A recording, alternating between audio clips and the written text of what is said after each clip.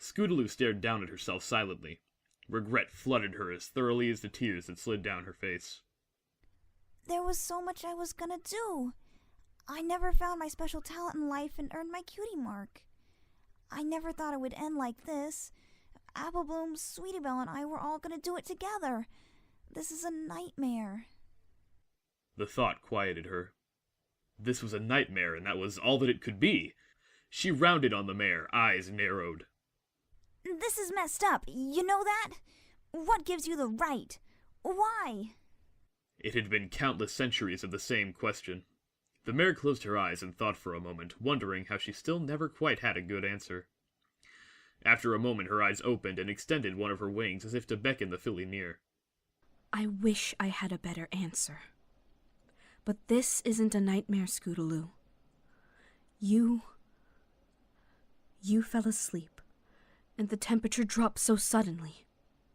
There was nothing any pony could have done. As she spoke, she slowly came closer, the heartache in her eyes deepening as countless times before, the filly began to beg. No, please. Please, I'll be anything you want. I'll never break any of Rarity's floor models. I'll never sneak cupcakes at Sugar Cube Corner. I'll even go back to the orphanage, please. The momentum in her voice waned into sobs as she felt her front legs collide with the old mare's body. The mare didn't cry out in pain or try to defend herself. What she did was much worse, and Scootaloo broke into fresh sobs as the mare tucked her wing over her broken body and lowered her head to gently nuzzle her muzzle. I'll do anything, please. I don't want to die. Quiet dominated the small room. The only sounds were that of Scootaloo quietly crying into the coat of the mare. Occasionally the mare would softly shh or soothe her, but otherwise said nothing. The filly was right in that it was not fair. To have lived alone for so long and to perish alone without purpose to life was cruel. It was also why she was here. It was a long time before Scootaloo found her voice again. Turning to look at her body, she addressed the mare. What happens now? She turned her gaze up at the ancient alicorn and tried to quell the tremor in her voice. Am I going to hell? I never found my special purpose. I never did anything with my life. The last thing I did... She bit her lip and took a moment to collect herself again, fresh tears breaking. I told Applebloom I was going to be first to find it, and we got in an argument. That's the last thing I ever said to one of my best friends. Scootaloo? The filly looked up at the mare, but it hadn't been she that had spoken. Her eyes widened as the sickening realization sunk in, and she turned to face the door. Applebloom stood there, and she could hear Sweetie Belle following not far behind. They had only just bounded in and hadn't spotted her yet, but the yellow filly persisted, unaware of what had happened. Scootaloo, you sleepy slowpoke! Did you forget about the meeting today? Sweetie Belle squeezed in and shot Applebloom a reproaching look before looking about the room.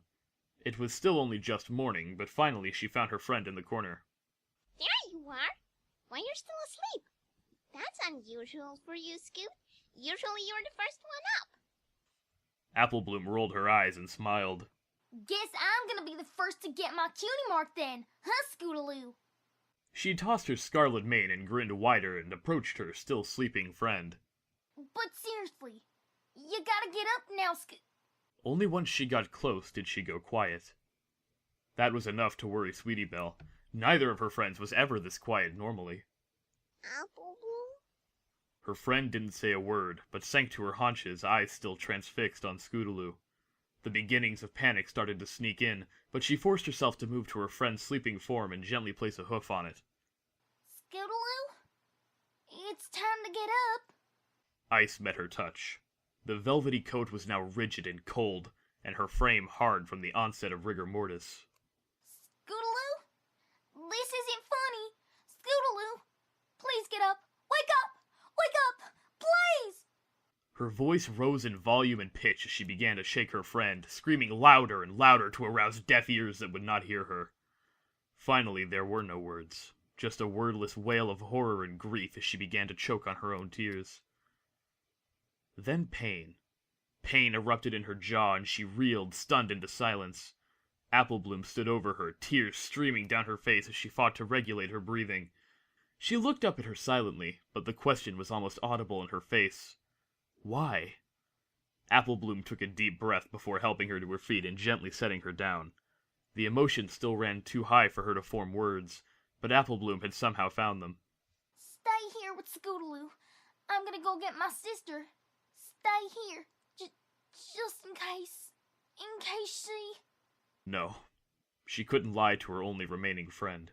She couldn't paint a pretty picture with Scootaloo's blood to make it all better. She took a step back and then turned and ran, yelling back, Stay here! Sweetie didn't need to be told that now, not once or twice more. Turned back to look down at Scootaloo and lay down beside her, trying to warm her with the heat from her body. Hush. Now, quiet now. It's time to lay your sleepy head. She softly sang, before breaking into tears anew. And all the while Scootaloo hid her face in the mare's chest, unable to stand as her body convulsed with sobs. Far off she could still hear Applebloom calling for help. She could still hear Sweetie Belle trying to wake her. Only then did she know they could not, for she could never wake up again.